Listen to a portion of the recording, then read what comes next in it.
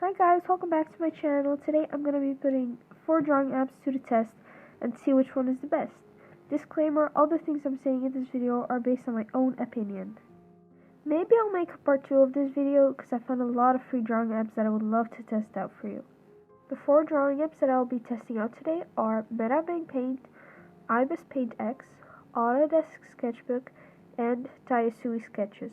The reason I chose these is because these are all pretty popular among artists that use their phone or iPad to draw on, and some use their fingers, some use like a stylus, and some use the Apple Pencil. Let's get into it, but first follow me on my Instagram and I hope you enjoyed the video. Number 1, Medibang Paint. I found this app to be a little confusing and pretty overwhelming at first. I think it's because of the layout. It's not that clean, and maybe that's just me wanting everything to be perfect, but I felt like I had a tiny space to work with because the area on the left just took a lot of space. I don't know, it doesn't take that much space, but while I was working it felt like I was cramped up. But they do have a lot of brushes that I enjoyed, especially the G pen. It's so gritty and the texture is really nice, and I actually used it to line, so the blue outlines, that's with the G pen. You can actually modify the brushes in size, name, opacity, width, and so on. And it's really nice because sometimes you can just make a brush perfect by changing one little thing that you don't like. You can actually use this program on a computer as well. They also have all kinds of modes for the layers, and the best thing for me is that they have Protect Alpha.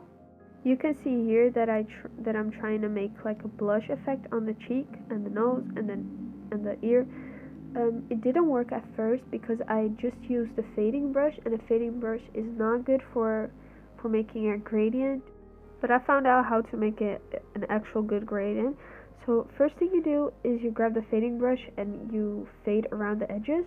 Then you grab the smudging brush and you just smudge the area around, and then you grab the fading brush again and fade the entire section, and then you have a decent blush effect. But then I removed it because it didn't look good. I think it was a great program, but I think it would be better on a computer. Number 2, IbisPaint X. First impression was awesome. They gave me a great introduction, and I knew immediately what this program had and what you could do with it. They also gave a tutorial, and it was just a click button. You just had to click and say okay, you just read it and then it will be fine. And one thing I want to talk about is the variety of brushes. They have so many, it's insane. Most of them you do have to like watch a video, then you get to use the brush a certain amount of time. This app has so many features, it's insane, and it's very good actually, and I really enjoy drawing with it.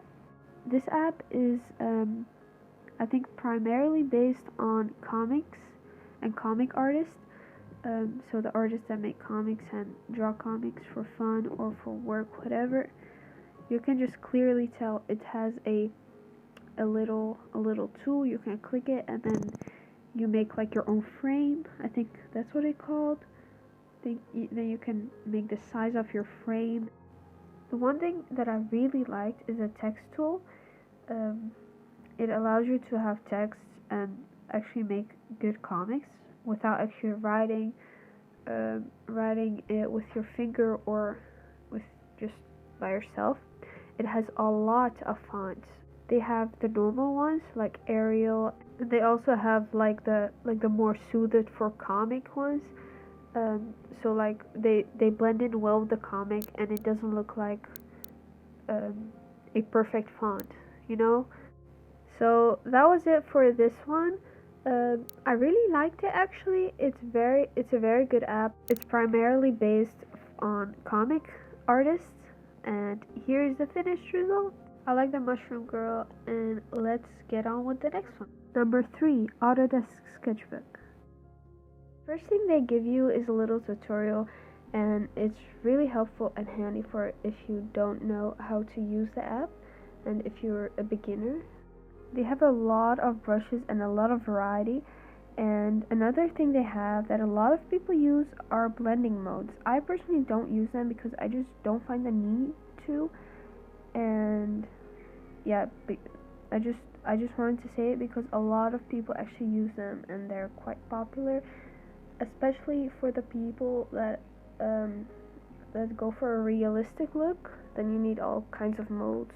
I've tried it once created on my computer, and it was kind of cool. I liked how it looked, so I might use it actually. I like that the undo and redo buttons are both in the high left corner since I'm right-handed, but if you're left-handed, this might be a little problem. I get that it can be kind of annoying.